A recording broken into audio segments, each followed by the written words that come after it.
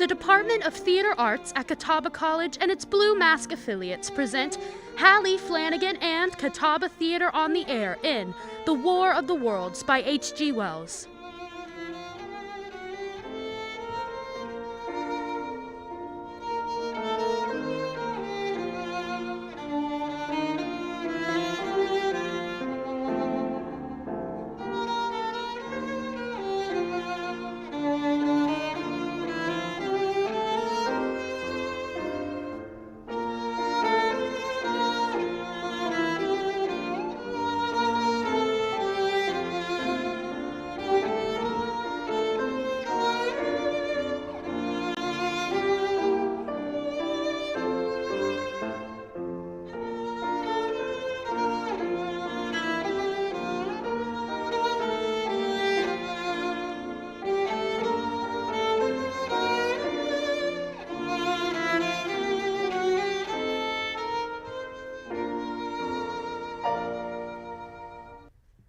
Ladies and gentlemen, the director of the Federal Theater Project and star of these broadcasts, Hallie Flanagan!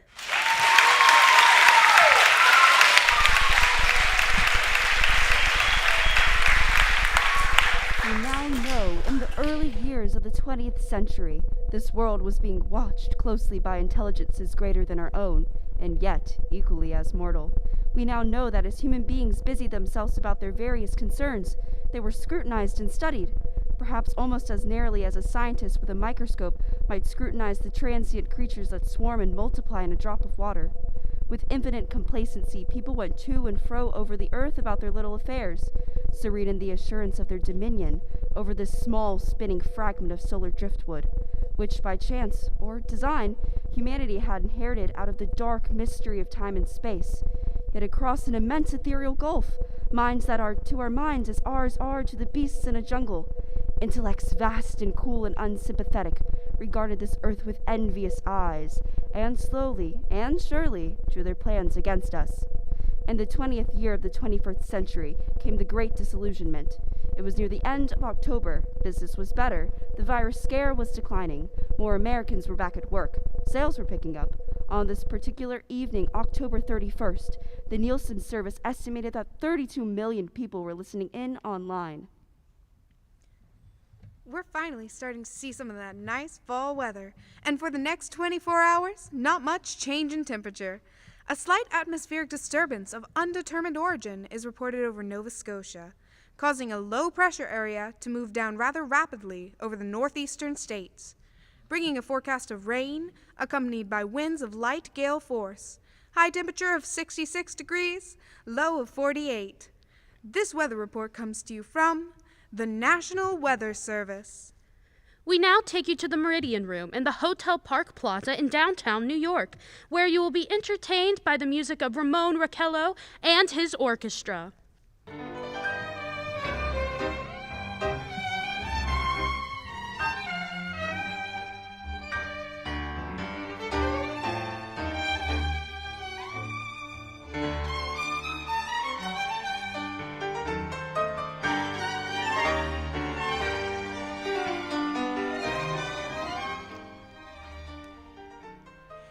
Good evening, ladies and gentlemen. From the Meridian Room in the Park Plaza in New York City, we bring you the music of Ramon Raquello and his orchestra. With a touch of the Spanish, Ramon Raquello leads off with La Comparsita.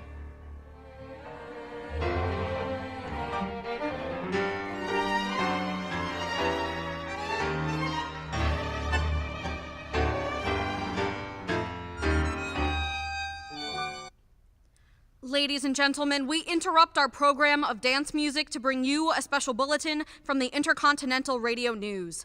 At 20 minutes before 8 Central Time, Professor Pangaposhkin of the Harvard College Observatory, Cambridge, Massachusetts, reports observing several explosions of incandescent gas occurring at regular intervals on the planet Mars.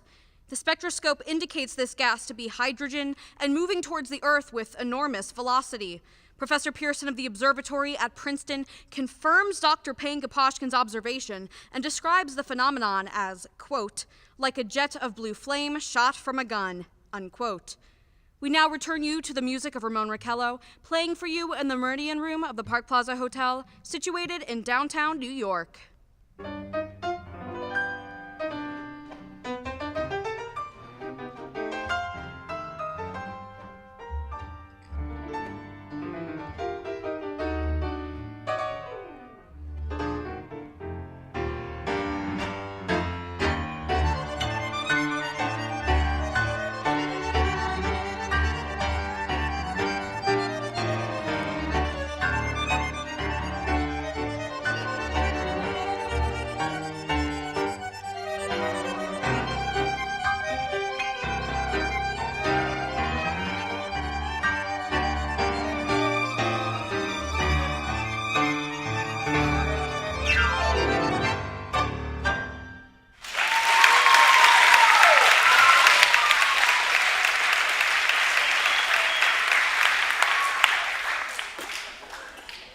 A tune that never loses favor, the ever-popular Stardust, Ramon Raquello and his orchestra.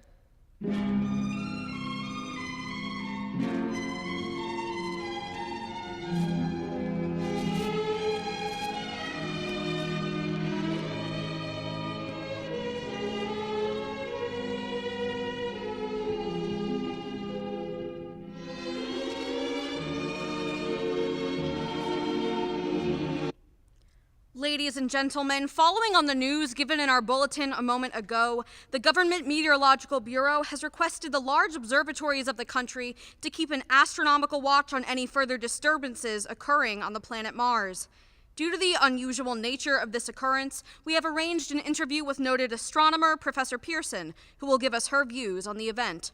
In a few moments, we will take you to the Princeton Observatory at Princeton, New Jersey. We return you until then to the music of Ramon Raquello and his orchestra.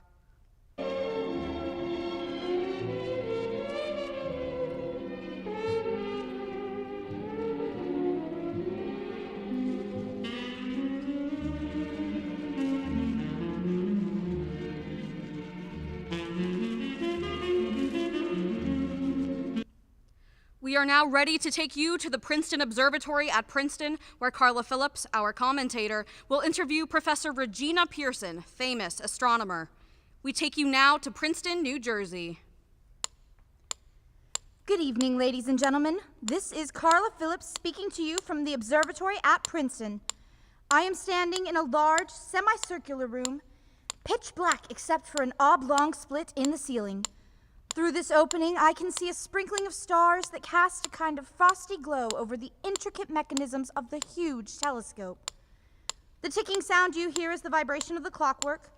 Professor Pearson stands directly above me on a small platform peering through a giant lens. I ask you to be patient, ladies and gentlemen, during any delay that may arise during our interview. Besides her ceaseless watch of the heavens, Professor Pearson may be interrupted by telephone or other communications. During this period, she is in constant touch with the astronomical centers of the world. Professor, may I begin our questions? At any time, Miss Phillips. Professor, would you please tell our radio audience exactly what you see as you observe the planet Mars through your telescope? Oh, well, nothing unusual at the moment, Miss Phillips. A red disk swimming in a black sea. Transverse stripes across the disk, quite distinct now because Mars happens to be at the point nearest the Earth, in opposition, as we call it. And in your opinion, what do these transverse stripes signify, Professor Pearson? Oh, well, not canals, I can assure you, Miss Phillips. Although that's the popular conjecture of those who imagine Mars to be inhabited. From a scientific viewpoint, the stripes are merely the result of atmospheric conditions peculiar to the planet. And yet, then you're quite convinced as a scientist that living intelligence as we know it does not exist on Mars? Oh, well, I'd say the chances against it are 1,000,000 to 1. And yet, how do you account for those gas eruptions occurring on the surface of the planet at regular intervals? Oh, Miss Phillips, I cannot account for it. By the way, Professor, for the benefit of our listeners, how far is Mars from Earth? Approximately 40 million miles. Well, that seems a safe enough distance. Thank you. Just a moment. Ladies and gentlemen, someone has just handed Professor Pearson a message. While she reads it, let me remind you that we are speaking to you from the observatory in Princeton, New Jersey, where we are interviewing the world-famous astronomer, Professor Pearson. One moment, please. Professor Pearson has passed me a message which she has just received. Professor, may I read the message to the listening audience? Certainly, Miss Phillips. Ladies and gentlemen, I shall read you a wire addressed to Professor Pearson from Dr. Gray of the National History Museum, New York. 9:15 p.m. Eastern Standard Time. Seismograph registered shock of almost earthquake intensity occurring within a radius of 20 miles of Princeton. Please investigate. Signed, Lloyd Gray, Chief of Astronomical Division. Professor Pearson, could this occurrence possibly have something to do with the disturbances observed on the planet Mars? Hardly, Miss Phillips. This is probably a meteorite of unusual size, and its arrival at this particular time is merely a coincidence. However, we shall conduct a search as soon as daylight permits. Thank you, Professor. Ladies and gentlemen, for the past 10 minutes we've been speaking to you from the observatory at Princeton, bringing you a special interview with Professor Pearson, noted astronomer. This is Carla Phillips speaking. We are returning you now to our New York studio.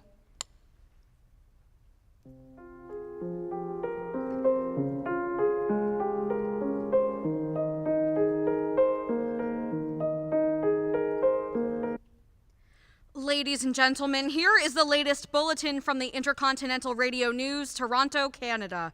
Professor Morse of McGill University reports observing a total of 3 explosions on the planet Mars between the hours of 7:45 p.m. and 9:20 p.m. Eastern Standard Time.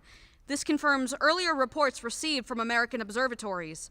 Now, nearer home comes a special announcement from Trenton, New Jersey.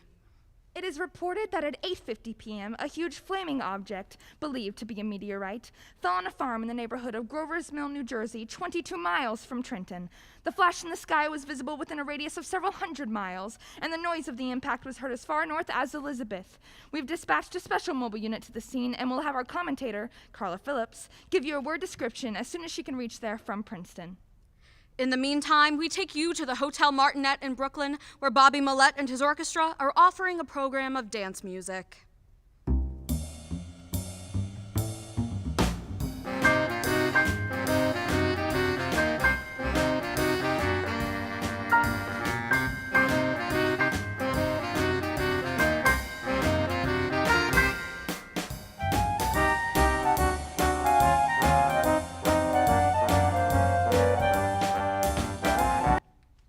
We take you now to Grover's Mill, New Jersey.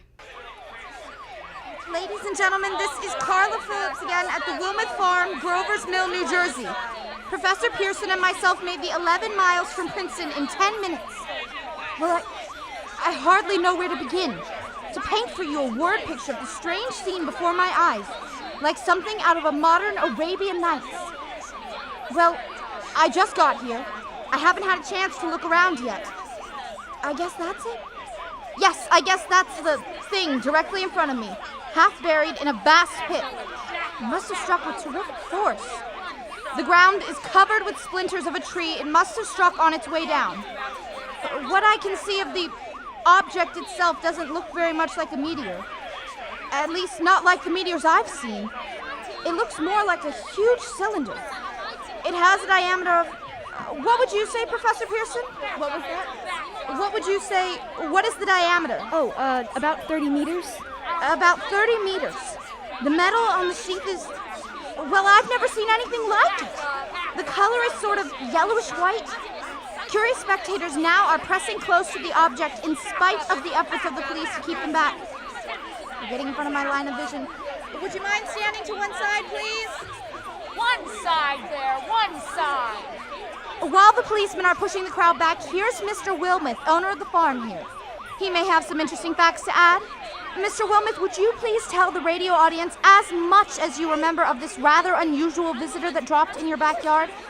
Step closer, please. Ladies and gentlemen, this is Mr. Wilmeth. Well, I was listening to the radio. Closer and louder, please. Pardon me. Louder, please, and closer. Yes, ma'am.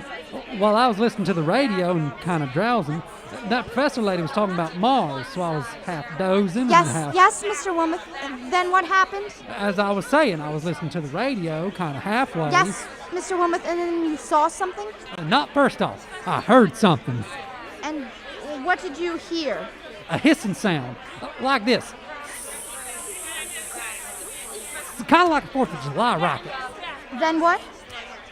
Turned my head out the window and would have swore I was to sleep and dreaming. Yes? I seen a kind of greenish streak, and then zingo, something smacked the ground, knocked me clear out of my chair. Well, were you frightened, Mr. Wilmot? Well, I ain't quite sure. I reckon I was kind of riled. Thank you, Mr. Wilmot, thank you. Want me to tell you some more? No, that's quite all right. That's plenty. Ladies and gentlemen, you've just heard Mr. Wilmot, owner of the farm where this thing has fallen. I wish I could convey the atmosphere, the background of this fantastic scene. Hundreds of cars are parked in a field in back of us. Police are trying to rope off the roadway leading to the farm, but it's no use. They're breaking right through. Cars' headlights throw an enormous spot on the pit where the object's half buried. Oh, some of the more daring souls are now venturing near the edge. Their silhouettes stand out against the metal sheen. One man wants to touch the thing. He's having an argument with a policeman. And the policeman wins. Now, ladies and gentlemen, there's something I haven't mentioned in all this excitement, but now it's becoming more distinct. Perhaps you've caught it already on your radio? Listen. Do you hear it? It's a curious humming sound that seems to come from inside the object. I'll move the microphone nearer. And now we are not more than 25 feet away. Can you hear it now? Oh, Professor Pearson! Yes, Miss Phillips. Can you tell us the meaning of that humming noise inside the thing? Possibly the unequal cooling of its surface. I see. Do you still think it's a meteor, Professor? I don't know what to think. The metal casing is definitely extraterrestrial, not found on this Earth. Friction with the Earth's atmosphere usually tears holes in a meteorite, but this thing is smooth and, as you can see, of cylindrical shape. Just a minute. Something's happening. Ladies and gentlemen, this is terrific. The end of this thing is beginning to flake off. The top is beginning to rotate like a screw. The thing must be hollow. Ladies and gentlemen, this is the most terrifying thing I have ever witnessed. Wait a minute. Someone's crawling out of the hollow top. Someone or something? I can see peering out of that black hole 2 luminous discs. Are they eyes? It might be a face. It might be... Good heavens! Something's wriggling out of the shadow like a gray snake. And now it's another one, and another. They look like tentacles to me. There, I can see the thing's body. It's large as a bear, and it glistens like wet leather. But that face... Ladies and gentlemen, it is indescribable. I can hardly force myself to keep looking at it. The eyes are black and gleam like a serpent. The mouth is V-shaped with saliva dripping from its rimless lips that seem to quiver and pulsate. The monster, whatever it is, can hardly move. It seems weighed down by possibly gravity or something. The thing's racing up. The crowd falls back now. They've seen plenty. This is the most extraordinary experience. I can't find the words. I'll pull this microphone with me as I talk. I'll have to stop the description until I can take a new position. Hold on, will you please? I'll be right back in a minute.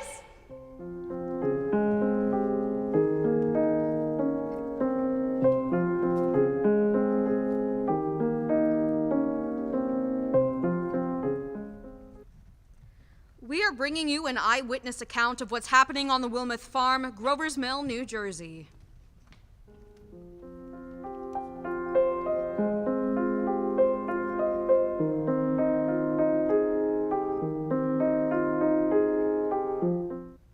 We now return you to Carla Phillips at Grover's Mill.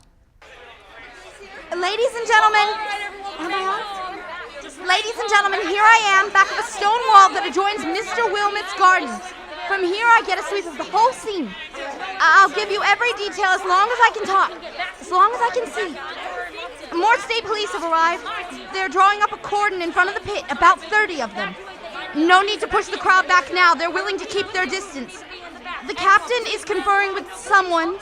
We can't quite see who. Oh, yes! I believe it's Professor Pearson. Yes, it is. Now they've parted. The professor moves around one side, studying the object, while the captain and 2 policemen advance with something in their hands. I can see it now. It's a white handkerchief tied to a pole. A flag of truce.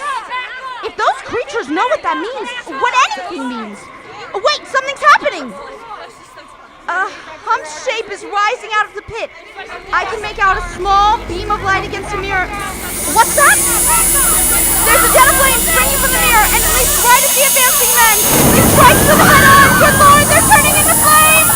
Now the whole field caught fire. The woods, the barns, gas tanks, and automobiles. It's spreading everywhere. It's coming this way. About 20 yards to my right. Ladies and gentlemen, due to circumstances beyond our control, we are unable to continue the broadcast from Grover's Mill. Evidently, there's some difficulty with our field transmission. However, we will return to that point at the earliest opportunity. In the meantime, we have a late bulletin from San Diego, California. Professor Endelkoffer, speaking at a dinner of the California Astronomical Society, expressed the opinion that the explosions on Mars are undoubtedly nothing more than severe volcanic disturbances on the surface of the planet. We now continue with some piano music by Harmony Anderson.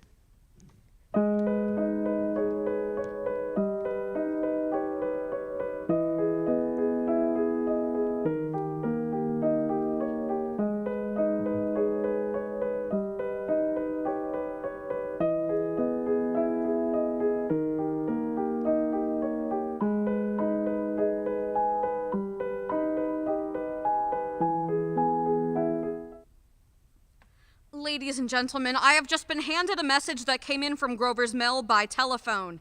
Just a moment. At least 40 people, including 6 state troopers, lie dead in a field east of the village of Grover's Mill, their bodies burned and distorted beyond all possible recognition.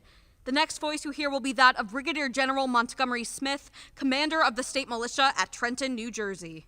I have been requested by the governor of New Jersey to place the counties of Mercer and Middlesex, as far west as Princeton and east to Jamesburg, under martial law. No one will be permitted to enter this area, except by special pass issued by state or military authorities. 4 companies of state militia are proceeding from Trenton to Grover's Mill and will aid in the evacuations of homes within range in the military operations. I thank you. You have just been listening to General Montgomery Smith commanding the state militia at Trenton. In the meantime, further details of the catastrophe at Grover's Mill are coming in. The strange creatures, after unleashing their deadly assault, crawled back into their pit and made no attempt to prevent the efforts of firemen to recover the bodies and extinguish the fire. Combined fire departments of Mercer County are fighting the flames which menace the entire countryside. We have been unable to establish any contact with our mobile unit at Grover's Mill, but we hope to be able to return you there at the earliest possible moment. In the meantime, we take you... just one moment, please. Ladies and gentlemen, I have just been informed that we have finally established communication with an eyewitness of the tragedy. Professor Pearson has been located at a farmhouse near Grover's Mill, where she has established an emergency observation post. As a scientist, she will give you her explanation of the calamity. The next voice you hear will be that of Professor Pearson, brought to you by direct wire. Professor Pearson. Am I on? Oh, sorry, yes. Of the creatures in the rocket cylinder at Grover's Mill, I can give you no authoritative information, either as to their nature, their origin, or their purposes here on Earth. Of their destructive instrument, I might venture some conjectural explanation. For want of a better term, I shall refer to the mysterious weapon as a heat ray. It's all too evident that these creatures have scientific knowledge far in advance of our own. It's a guess that in some way they were able to generate an intense heat of a chamber of practically absolute non-conductivity. This intense heat they project in a parallel beam against any object they choose by means of a polished parabolic mirror of unknown composition. Much as the mirror of a lighthouse projects a beam of light. That is my conjecture of the origin of the heat ray. Thank you, Professor Pearson. Ladies and gentlemen, here is a bulletin from Trenton. It is a brief statement informing us that the charred body of Carla Phillips has been identified in a Trenton hospital. Now, here's another bulletin from Washington, D.C. The Office of the Director of the National Red Cross reports 10 units of Red Cross emergency workers have been assigned to the headquarters of the state militia stationed outside Grover's Mill, New Jersey. Now, here's a bulletin from State Police, Princeton Junction. The fires at Grover's Mill and vicinity are now under control. Scouts report all quiet in the pit and no sign of life appearing from the mouth of the cylinder. And now, ladies and gentlemen, we have a special statement from Mr. Harry McDonald, Vice President in charge of operations. We have received a request from the militia at Trenton to place at their disposal our entire broadcasting facilities. In view of the gravity of the situation and believing that radio has a responsibility to serve in the public interest at all times, we are turning over our facilities to the state militia at Trenton. We take you now to the field headquarters of the state militia near Grover's Mill, New Jersey. This is Captain Lansing of the Signal Corps attached to the state militia, now engaged in military operations in the vicinity of Grover's Mill. Situation arising from the reported presence of certain individuals of unidentified nature is now under complete control. The cylindrical object, which lies in a pit directly below our position, is surrounded on all sides by 8 battalions of infantry, without heavy field pieces but adequately armed with rifles and machine guns. All cause for alarm, if such cause ever existed, is now entirely unjustified. The things, whatever they are, do not even venture to poke their heads above the pit. I can see their hiding place plainly in the glare of the searchlights here. With all their reported resources, these creatures can scarcely stand up against heavy machine gun fire. Anyway, it's an interesting outing for the troops. I can make out their khaki uniforms crossing back and forth in front of the lights. It looks almost like a real war. There appears to be some slight smoke in the woods bordering the Millstone River, probably fire started by campers. Well, we ought to see some action soon. One of the companies is deploying on the left flank. A quick thrust and it'll all be over. Now, wait a minute. I see something on top of the cylinder. No, it's nothing but a shadow. Now, the troops are on the edge of the Wilmouth farm. 7,000 armed men closing in on an old metal tube. Wait, that wasn't a shadow. It's something moving. Solid metal, a kind of shield-like affair rising up out of the cylinder. It's going higher and higher. Why, it's standing on legs, actually rearing up on a sort of metal framework. Now it's reaching above the trees and the searchlights are on it. Hold on.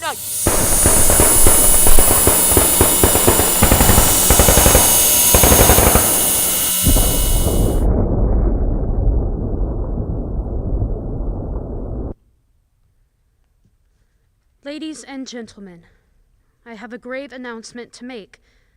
Incredible as it may seem, both the observations of science and the evidence of our eyes lead to the inescapable conclusion that those strange beings who landed in the Jersey farmlands tonight are the vanguard of an invading army from the planet Mars. The battle which took place tonight at Grover's Mill has ended in one of the most startling defeats ever suffered by any army in modern times. 7,000 men, armed with rifles and machine guns, pitted against a single fighting machine of the invaders from Mars. 120 known survivors, the rest strewn over the battle area from Grover's Mill to Plainsboro, crushed and trampled to death under the metal feet of the monster, or burned to cinders by its heat ray. The monster is now in control of the middle section of New Jersey and has effectively cut the state through its center. Communication lines are down from Pennsylvania to the Atlantic Ocean. Railroad tracks are torn and service from New York to Philadelphia discontinued, except routing some of the trains through Allentown and Phoenixville. Highways to the north, south, and west are clogged with frantic human traffic. Police and Army reserves are unable to control the mad flight.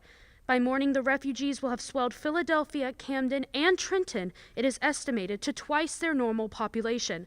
At this time, martial law prevails throughout New Jersey and eastern Pennsylvania. We take you now to Washington for a special broadcast on the national emergency, the Secretary of Homeland Security. Citizens of the nation, I shall not try to conceal the gravity of the situation that confronts the country, nor the concern of your government in protecting the lives and property of its people. However, I wish to impress upon you, private citizens and public officials, all of you, the urgent need of calm and resourceful action. Fortunately, this formidable enemy is still confined to a comparatively small area, and we may place our faith in the military forces to keep them there. In the meantime, placing our faith in God, we must continue the performance of our duties, each and every one of us, so that we may confront this destructive adversary with a nation united, courageous, and consecrated to the preservation of human supremacy on this earth. I thank you. You have just heard the Secretary of Homeland Security speaking from Washington. Bulletins too numerous to read are piling up in the studio here. We are informed the central portion of New Jersey is blacked out from radio communication due to the effect of the heat ray upon power lines and electrical equipment. Here is a special bulletin from New York. Cables received from English, French, German scientific bodies offering assistance. Astronomers report continued gas outbursts at regular intervals on planet Mars. Majority voice opinion that enemy will be reinforced by additional rocket machines. Attempts made to locate Professor Pearson of Princeton, who has observed Martians at close range. It is feared she was lost in recent battle. And now a bulletin from Langham Field, Virginia. Scouting planes report 3 Martian machines visible above treetops, moving north towards Somerville with population fleeing ahead of them. Heat ray not in use. Although advancing at express train speed, invaders pick their way carefully. They seem to be making conscious effort to avoid destruction of cities and countryside. However, they stop to uproot power lines, bridges, and railroad tracks. Their apparent objective is to crush resistance, paralyze communication, and disorganize human society. Here is a bulletin from Basking Ridge, New Jersey. Local hunters have stumbled on a second cylinder similar to the first, embedded in the Great Swamp 20 miles south of Morristown.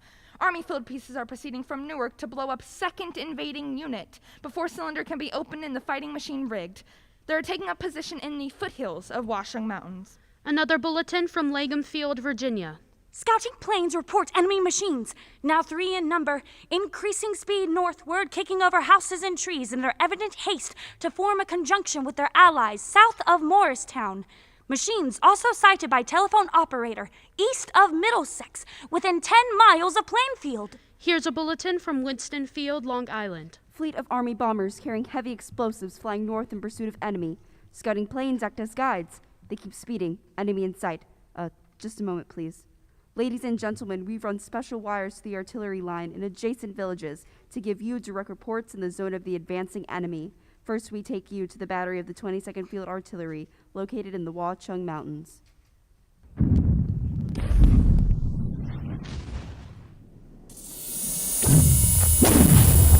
Range, 32 meters. 32 meters! Projection, 39 degrees. 39 degrees! Fire. 140 yards to the right, sir. Shift range, 31 meters. 31 meters! Projection, 37 degrees. 37 degrees! Fire.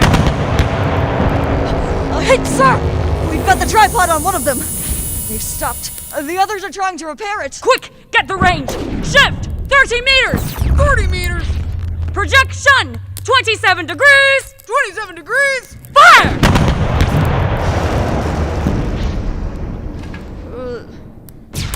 Can't see the shell land, sir. They're letting off smoke. What is it? Black smoke, sir. Moving this way, lying close to the ground. It's moving fast. Put on gas masks. Get ready to fire. Shift, 24 meters. 24 meters! Projection, 24 degrees. 24 degrees! Fire. Still can't see, sir. The smoke's coming nearer. Get the range. 23 meters. 23 meters.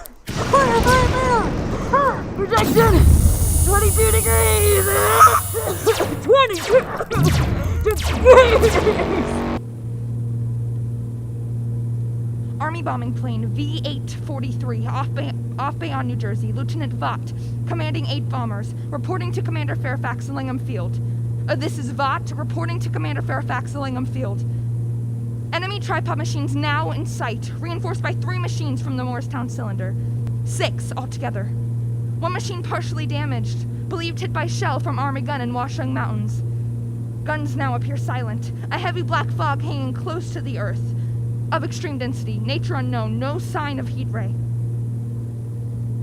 Enemy now turns east, crossing Passaic River into the Jersey marshes. Another straddles the Pulaski Skyway. Evident objective is New York City.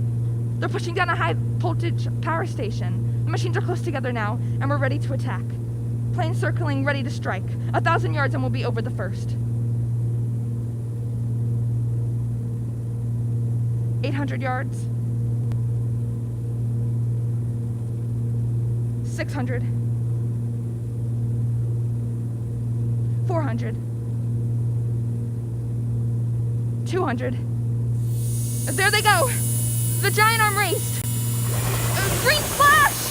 They're spraying us with flame! 2,000 feet. Engines are giving out. No chance to release bombs! Only one thing left. The drop on them, plane and all! We're diving on the first one. Now! The engine's gone at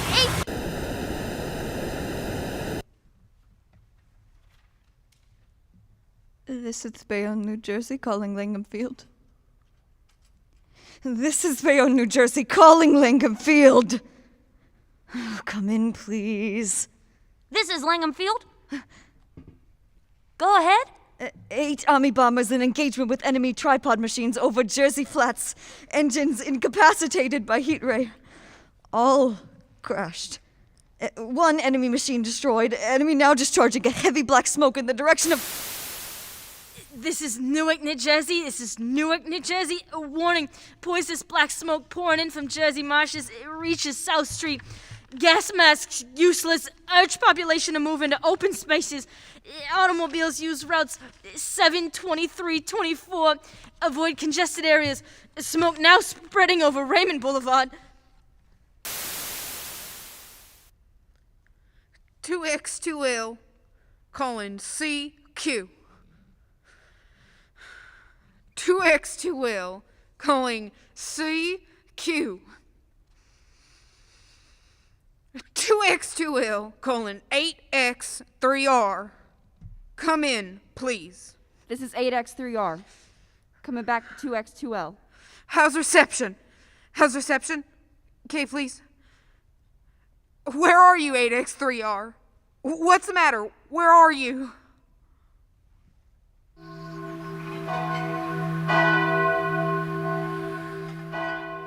I'm speaking from the roof of the broadcasting building, New York City. The bells you hear are ringing to warn the people to evacuate the city as the Martians approach. Estimated in the last 2 hours, 3 million people have moved out along the roads to the north. Hutchinson River Parkway still kept open for motor traffic. Avoid bridges to Long Island, hopelessly jammed. All communication with Jersey Shore closed 10 minutes ago. No more defenses. Our army wiped out. Artillery, Air Force, everything wiped out. This may be the last broadcast. We'll stay here to the end. People are holding service below us in the cathedral. Now I look down the harbor. All manner of boats overloaded with fleeing population pulling out from docks. Streets are all jammed. Noise of crowds like New Year's Eve in the city. Wait a minute. Enemy now inside above the Palisades. Five great machines. First one is crossing river. I could see it from here, wading the Hudson like a man wading through a brook. A bulletin's handed to me. Martian cylinders are making landfall all over the country. One outside Buffalo, one in Chicago, St. Louis. Seem to be timed and spaced. And now the first machine reaches the shore. He stands watching, looking over the city. His steel, cowlish head is even to the skyscrapers. He waits for the others. They rise like a line of new towers on the city's west side. Now they're lifting their metal hands. This is the end now. Smoke comes out. Black smoke drifting over the city. People in the streets see it now. They're running towards the East River. Thousands of them dropping in like rats. Now the smoke's spreading faster. It's reached Times Square. People trying to run away from it, but it's no use. They're falling like flies. Now the smoke's crossing 6th Avenue, 5th Avenue, 100 yards. Oh, wait. It's 50 feet! 2x2L, colon CQ. 2x2L, colon CQ. 2x2L, colon CQ. New York, isn't there anyone on the air? Isn't there anyone on the air? Isn't there anyone? 2x2L. As I set these notes down on paper, I'm obsessed by the thought that I may be the last living human on Earth. I have been hiding in this empty house near Grover's Mill, a small island of daylight cut off by the black smoke from the rest of the world. All that happened before the arrival of these monstrous creatures in the world now seems part of another life, a life that has no continuity with the present furtive existence of the lonely derelict who pencils these words in the back of some astronomical notes bearing the signature of Regina Pearson. I looked down at my blackened hands, my torn shoes, my tattered clothes, and I tried to connect them with a professor who lives at Princeton and who on the night of October 30th glimpsed through her telescope an orange splash of light on a distant planet. My husband, my colleagues, my students, my books, my observatory, my world. Where are they? Did they ever exist? Am I Regina Pearson? Ugh. What day is it? Do days exist without calendars? Does time pass when there are no human hands left to wind the clocks?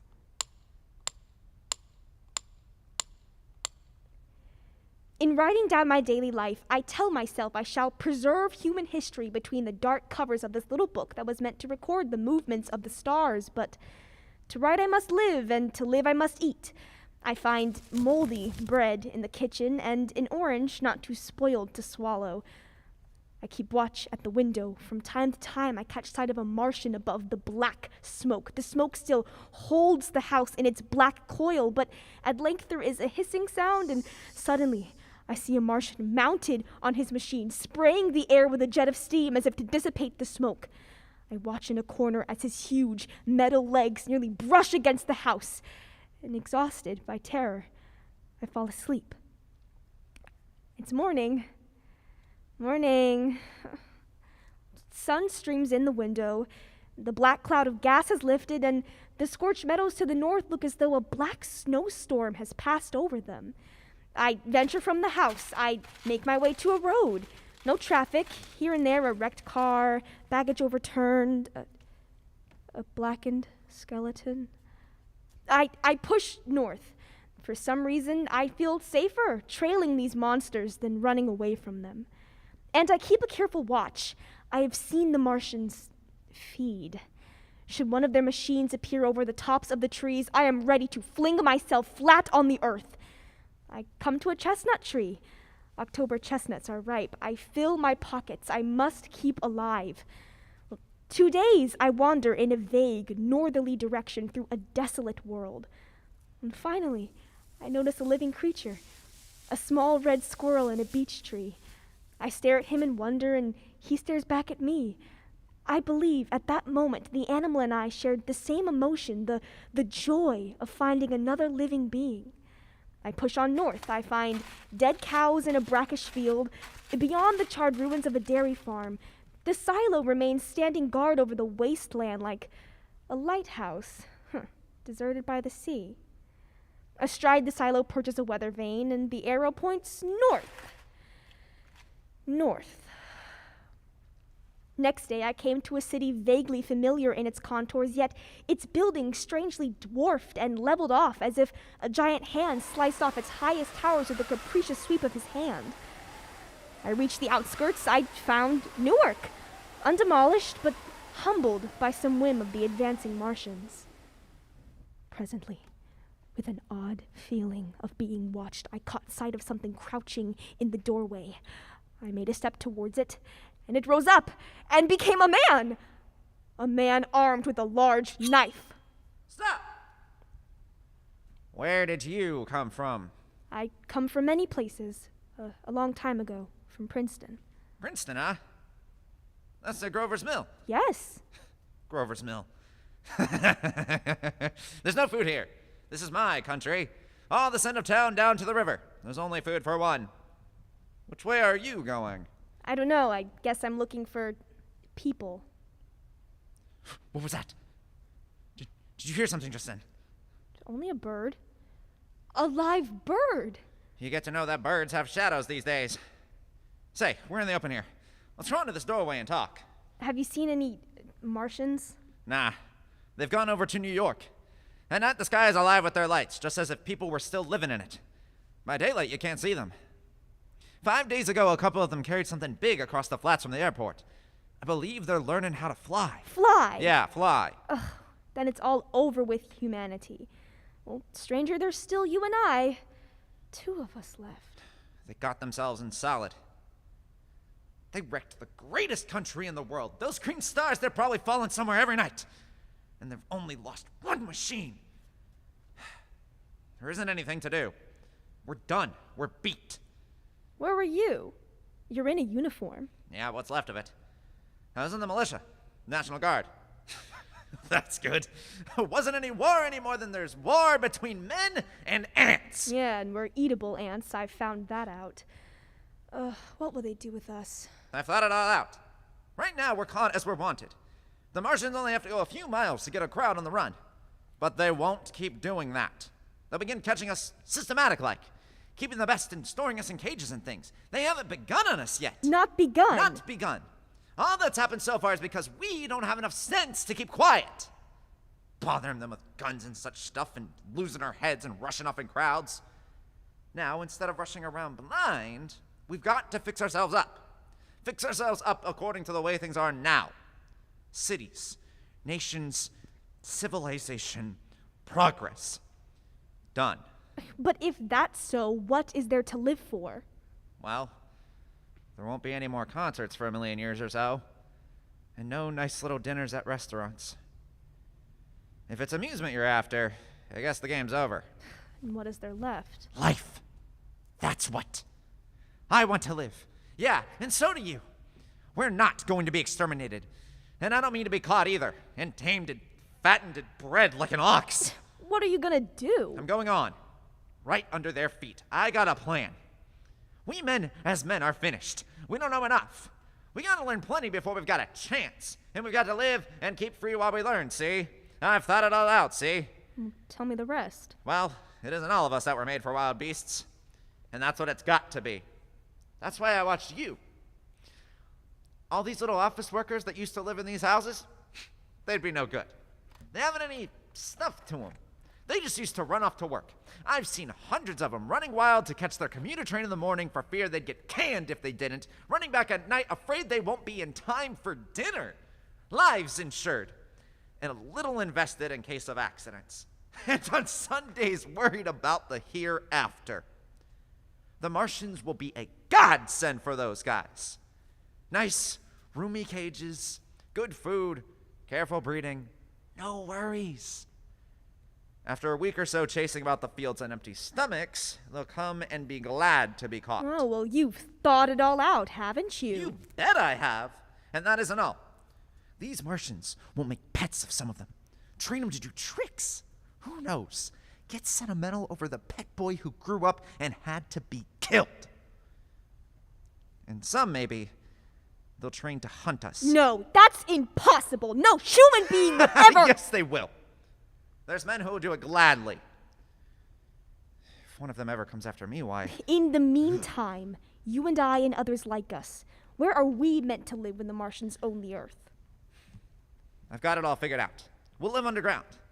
I've been thinking about the subways. Under New York are miles and miles of them. The main ones are big enough for anybody.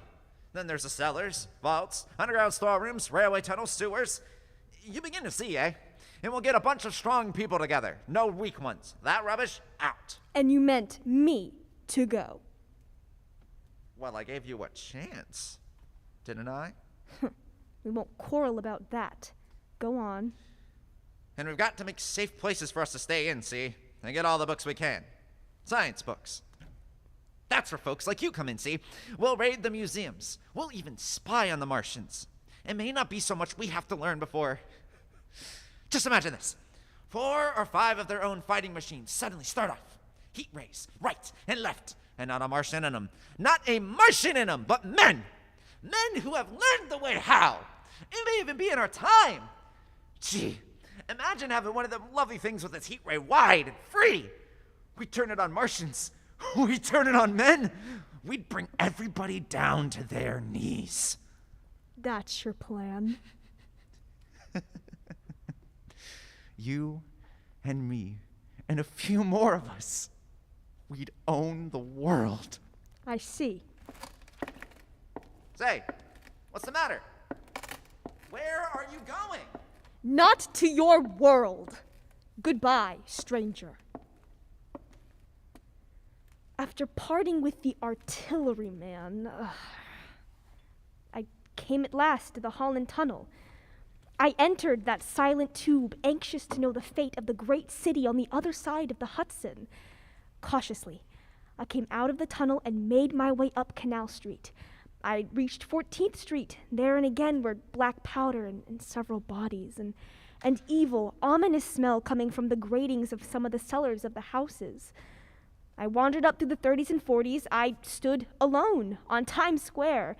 I caught sight of a lean dog running down 7th Avenue with a piece of dark brown meat in his jaws and a pack of starving mongrels at his heels. Well, he made a wide circle around me as though he feared I might prove a fresh competitor.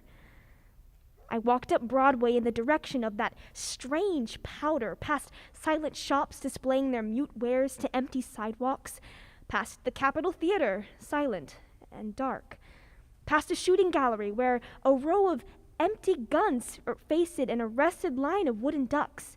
Near Columbus Circle, I noticed brand new cars sitting idle in the showrooms facing empty streets. From over the top of the General Motors building, I watched a flock of black birds circling in the sky, and I hurried on.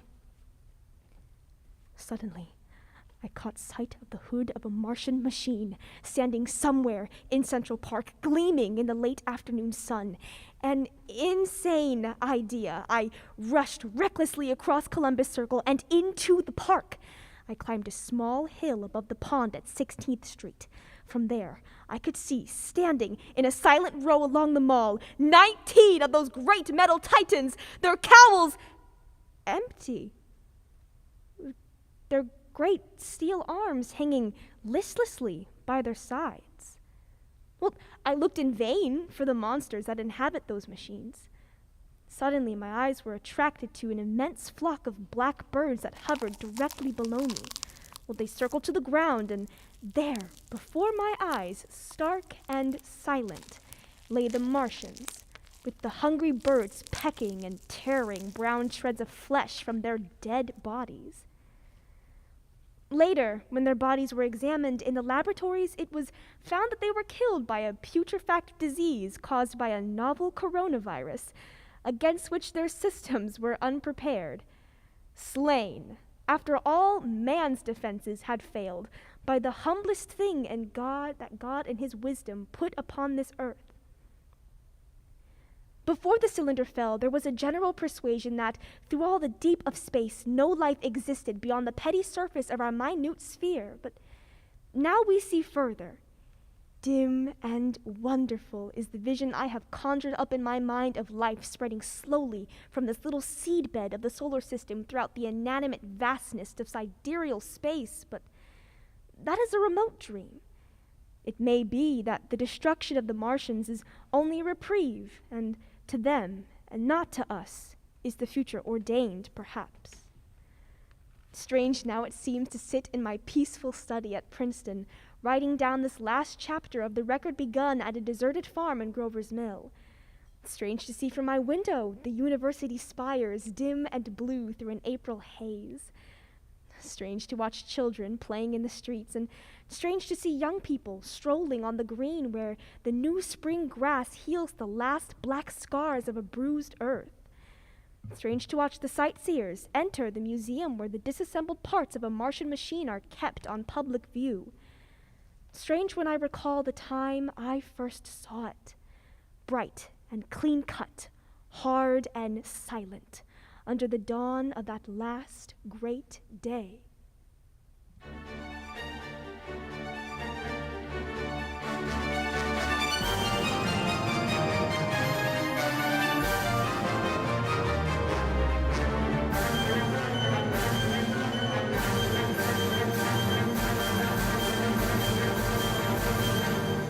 This is Hallie Flanagan, ladies and gentlemen, out of character to assure you that the War of the Worlds has no further significance than as a holiday offering it was intended to be. Catawba Theater's own radio version of dressing up in a sheet, jumping out of a bush and saying boo. Starting now, we couldn't soap all your windows and seal your garden gates by tomorrow night, so we did the next best thing. We annihilated the world right before your very ears and utterly destroyed our college broadcasting system. You will be relieved, I hope, to learn that we didn't mean it, and both institutions are still open for business, so goodbye, everybody. And remember that terrible lesson you learned tonight. That grinning, glowing, globular invader of your living room is an inhabitant of the pumpkin patch. And if your doorbell rings and nobody's there, that's no Martian. It's Halloween.